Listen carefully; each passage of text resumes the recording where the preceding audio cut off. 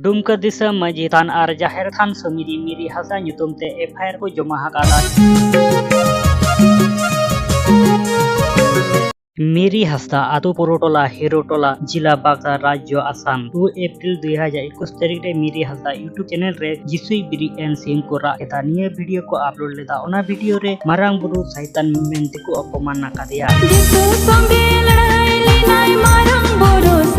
पुरिस्कार भावे ते सिरिंग अकाना मारांग बुरु दई सैतान कना सांताल समाज रेन मारांग बुरु दो चिकाते सैतान ना निये दो सांताल समाज अपमान लेकान सिरिंग कना। सिरिंग आंजम तोरा खन गे भारत साउते बांग्लादेश नेपाल भूटान मुलुक खन प्रतिबाद रेया भांडु सेटेरा कना। पिलचु हाड़ाम बुढ़ी खन गे मारांग बुरु दो भगवान ते मेंते को मनावा कादिया। सांताल सावताल इतिहास पता रहो उल्लेख मिना